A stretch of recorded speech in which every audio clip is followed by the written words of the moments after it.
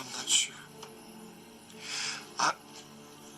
I'm not sure here, where we are, is real at all. This feels like a game to me. And you're beginning to feel a bit like a game character. Welcome to Film and Page. I'm Dominic, and in this video I'm going to be talking about the 1999 film eXistenZ, directed by David Cronenberg. And the movie stars Jennifer Jason Leigh and Jude Law. And it starred a few other actors that I recognized as well. Had Sarah Polley, Ian Holm, William Dafoe, and Christopher Eccleston, one of the Doctor Who's. So I'll give a quick plot breakdown. So the movie takes place in some unspecified point in the future. And in this future, game designers are worshipped like rock stars. And Jennifer Jason Leigh, she plays a character called Algera Geller. I believe that's how the name's pronounced, Algera Geller. And she's a game designer. And so she's designed this new game called eXistenZ. And in this future, like, video games are like really advanced. They're like, they're like Matrix level. Like, you're in a reality, like when you're in the game, it's just like real life. Like, it's that advanced. And so she's designed this game, and the game consoles look like almost like they're organic. They're made out of living flesh and tissue, and they have these weird umbilical cords that come out of them, and you plug them into your back, and that's how you enter inside the game. So they're there to test out her new game, to give it like a test play with these chosen people who are chose to come there and test play this game with her and the other people that are designing it for this company. So while they're test playing it, one of the people that got in, actually inside their gaming console, they hit a gun, but the gun is made out of, like, it looks like it's made out of chicken bones, and it shoots teeth. It's like a really gross looking gun. So he tries to kill Jennifer Jason Leigh's character, but gets stopped, and then Jude Law intercedes, and because he's like the security guy there, he escapes with Jennifer Jason Leigh, and then they're on the run. And then they realize that this terrorist organization, that they're like a radical group, and they want to destroy all these types of games, these reality-altering games, because they believe it's like corrupting actual reality. So they want to kill her and destroy her game. So they're on the run, and they go through all kinds of twists and turns and all that kind of stuff. So that's the plot of the movie. When this came out in 1999, it came out around the same time as The Matrix, and there's a few movies that came out that had this type of a theme, like a false reality type theme to it. And the other one was, there's this one, and then there's the 13th Floor in The Matrix. There might have been a few others, and of course, another one that kind of dealt with this that came out some years earlier was Total Recall, things like that. And I have to say, I really enjoy these types of films. I really like these movies that deal with this question of false realities or simulated realities. Now, I never got to see this movie back in 1999. I only seen like bits and pieces of it. But I got to finally watch the full thing on Amazon Prime a few nights ago. I have to say, I really enjoyed this movie. And it does a good job of dealing with this type of with this theme. This theme that, like, Philip K. Dick wrote a lot of stories like this. His sci-fi stories dealt with a lot of characters who had to question their reality and question what was real and their whole identity and who they were and things like that. So that's what this movie does, the same thing like that.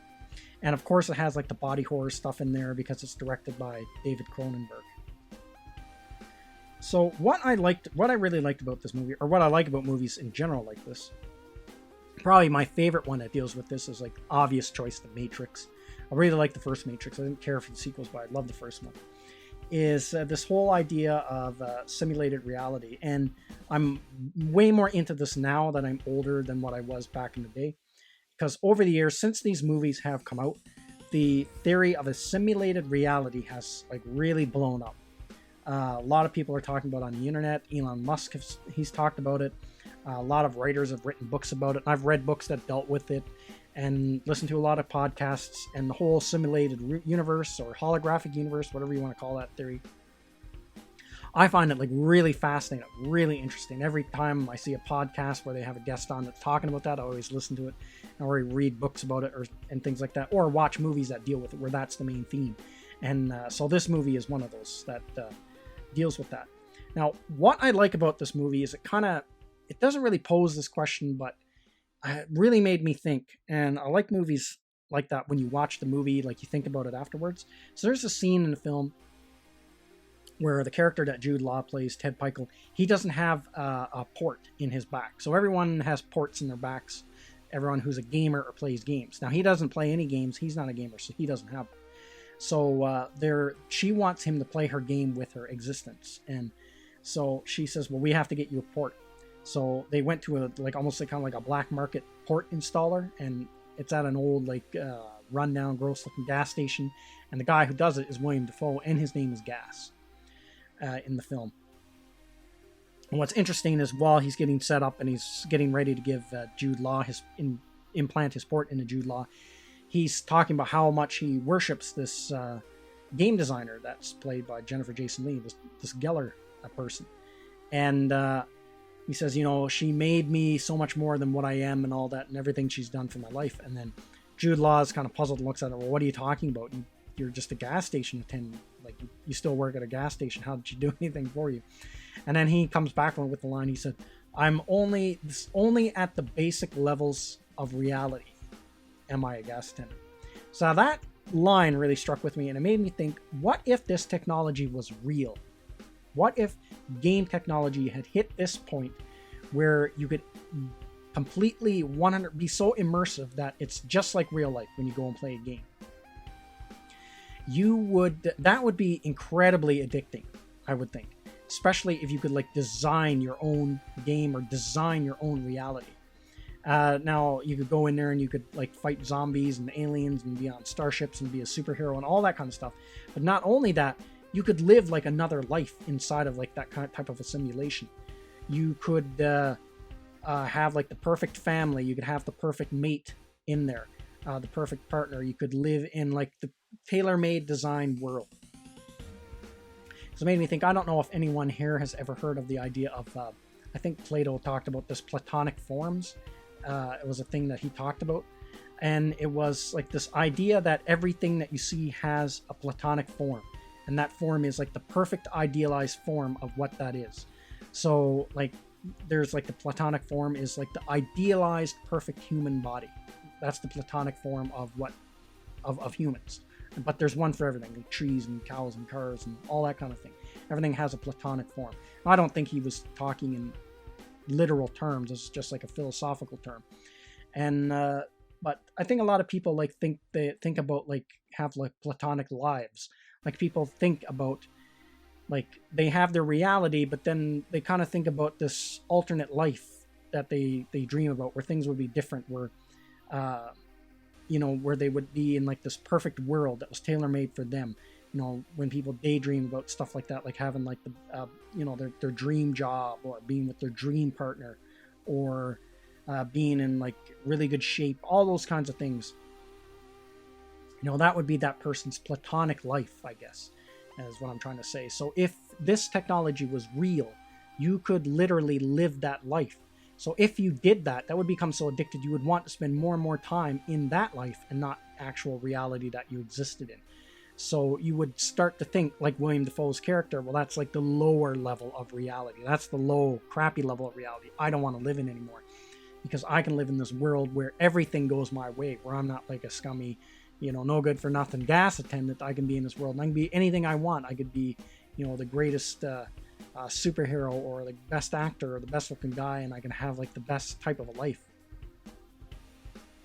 So it would be a very addicting thing, and it made me think about how that would impact society if this technology would real. And I think it would have a huge impact, because people would just want to spend so much time in there. You think about all the crap that goes on in your world, everything that's going on right now with the pandemic and all that, that you can kind of escape from when you read books or watch movies, but that's a very limited, that would be a very shallow, limited, immersive experience compared to something if this technology was real. Because then you could go into a completely different world where the COVID didn't exist. You know what I mean? And it would be tailor-made to your life or whatever. And you would just, you could just live in there and everything would be perfect. And the other thing is, where it's a simulated reality designed just for you, there would be no, you could do things that wouldn't have any kind of like ramifications in real life. Like you could go into simulated reality and sleep with as many people as you wanted in this, or have sex with like as many people as you wanted, and they could be as hot as or as attractive only to the limits of your own imagination, and you could have all kinds of sex with them, but you would never get any of them pregnant, and you'd never catch anything because it wasn't a real thing. So it would be a hugely addictive thing. It'd be super addictive. So it would have huge impacts, and that really made me think. So really interesting ideas brought up in this movie. So now I'm going to talk about the ending of the movie. So I'm going to talk about spoilers. So spoiler alert if you haven't seen the end of this movie. So I really love the ending of this film. So as they're going throughout the movie, they decide to, Jude Law gets the implant, and he decides he's going to play the game eXistenZ with Jennifer Jason Leigh. So they both plug in, and then they go inside the game. So now the game is like, it has rules like a video game. Like if you don't give the right responses, the characters will keep repeating the same lines, stuff like that. So you know it's very real, but there's dead giveaways that you're not in real life. It's not real.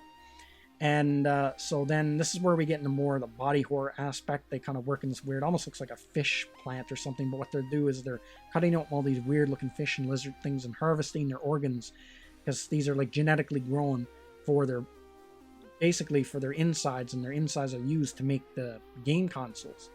So there's a lot of body horror aspects there with that. And then the one scene where Jude Law has to, he orders the big bowl of that Chinese soup, and he's picking all the weird pieces out of it and sucking the meat off of those weird looking bones, and he puts it together inside a gun.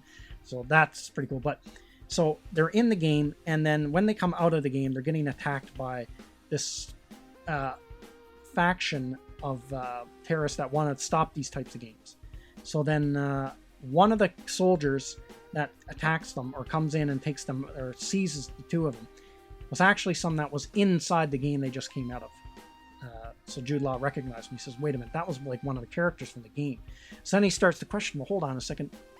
We're still in the game, he tells her. We never left the game. We're still playing eXistenZ. And she says, oh, no, we're out of the game. So he takes him out. And then one of the characters that helped them was played by Ian Holm. So he shows up there. So he ends up killing this guard that was holding them hostage. And then he ends up helping them. He says he's going to help them. He said, I'm going to get you guys out of here. I'm going to help you guys. But then Jennifer Jason Leigh doesn't really trust him. And then she grabs the soldier's gun and she shoots and kills him. And so then Jude Law starts to freak out, and he says to her, he said, what the hell are you doing? He said, you just killed that guy. He said, what if we're outside the game? What if we're not in the game anymore? You just really murdered him. So it's this weird, like he's having like this breakdown, Jude Law's character. Like he's kind of thinking, well, no, we're still in the game, but then he doesn't want to kill anyone because we might not be in the game anymore. Jennifer Jason Leigh's character is convinced, no, we're still in the game. So then Jude Law then turns on her because at the end, he's revealed to be one of the terrorists. So he's going to try to kill her. And then, but she has like some kind of a device or some way to detonate his implant in his back that she had installed, and that kills him. And then she goes, that's it, I won the game. And then they all come out of the game again. And now they're in like actual real life, and the game consoles are actually like this plastic looking helmet you put on your head, and it's not like organic, it just looks like regular everyday tech that they're wearing. And it's like a virtual reality headset they have on. So all the people come out, and Sarah Polley and this other guy, they're the actual game programmers and designers of this new game. And it has a different name. I can't remember what the name was. It's not called eXistenZ, but it's got a different name. But eXistenZ is the game that you play inside of the game. That's interesting. So you kind of had these different levels of reality in this movie. So you have the first reality that is, you think it's reality, but there's a lot of things in the movie that give you clues that way. I don't think they're actually in the real world here as they go on their adventure. So they're playing the game. So they're inside the game, and then they go inside of another game in that game. It's kind of like when you have a dream inside of a dream, and then you wake up from your dream. You think you're awake, but you're actually still dreaming. So that's what happens in the game. So now you presumably they're in the real world now. And then it turns out that both Jennifer Jason Leigh and Jude Law are actually both part of this terrorist group. And they end up killing Sarah Polley and the other guy that designed the game. and because they had like actual like real guns, like not gross bone guns, but like sidearms hidden on their dog. Actually, it was kind of a cool thing. They had like a fake thing of fur over their dog, and when they pulled it off, their dog had like a leather saddle around it with 2 guns on either side, and they withdrew them and shot the game programmers. But as they shoot the game programmers, they turn around and they're leaving, and they shoot one of the game players, and he tells them, he said, "Oh, no, stop." He said, you don't have to kill me." And then he stops for a second. He goes, "Hold on, are we still in the game?" And then just before the movie ends, just before it cuts that final scene, you can see the 2 characters, Jude Law and Jennifer Jason Leigh, kind of like have almost like a puzzled look, like they hesitate because now they're not sure, are they still in the game? And then the movie ends, and I love that ending, like kind of the same kind of, it's like it leaves it as a question mark. You don't know where, maybe they're still inside of a game, maybe that's just like another level to the game that they're in. And then that would happen in real life. Like if you played a game where it was so real like that, then it would kind of screw you up in real life. Then you'd start to question. You would probably have moments where you question, am I playing a game right now, or am I in real life? So that was a cool ending. I like endings like that, and left it open so you only have to guess. And there's kind of like clues in the movie. I kind of noticed that where the ending can go either way. There's where it can go like where it could be real life or it could still be simulation. The one thing that made me think that they kind of left a clue where they could still be inside the game is the actual dog that they have with them, where they have their guns hidden on, because that dog is actually inside the game. And when they come out of the game, the dog is there with them. So the dog is like a game artifact. So that dog is like a game artifact. But when they come out and they're now in the real world, the dog is there again. But it's another artifact, like a game artifact. So that made me wonder. Oh, now can they take artifacts with them into the game on a subconscious level, and those artifacts like kind of like manifest themselves inside the game, or is that a clue that they're still in the game because the dog was there? Just like how when they came out of the game inside the game, one of the terrorist guys, Jude Law's character, recognized as being a game character. And so anyway, it's like a really mind-twisting thing. So the way it ends, it could go either way. The filmmaker just leaves it up to you to guess, which I really like. And what's kind of cool, and I didn't actually notice this until when I was watching the movie, but I watched another video that talked about this movie, and they noticed it when they talked about this movie, is at the end of the movie, everyone has a device that looks like a smartphone, and no one's talking to each other, and they're all moving their finger along this like device that is roughly the same shape. It's like a square device, a little bit bigger than a smartphone, and they're all on it and not talking to each other and not noticing what's going on, because that's how Jude Law and the girl can pull their stunt there with the guns, because no one's paying attention to what's going on. Everyone's got their head buried into these devices. So it was kind of cool that in that game in that movie, I mean to say, they had a device that looked very much like a smartphone, and people were using it like a smartphone. It was like very forward, very predictive thing of what was to come, like years down the road in the future. Where nowadays, that's like an actual thing. Everyone's on their smartphones. No one pays attention to what's going on around them. So it was a really cool idea. So yeah, I think I rambled on long enough about this movie. So that's everything I got to say in this video. Let me know what you think in the comments section, and I will see you at the next one. I'd like to say thank you to all of my subscribers. I appreciate you all in helping this channel grow. If you're new to the channel, don't forget to like, share, and subscribe. Also, don't forget to hit the bell icon so you'll be notified when new videos are uploaded.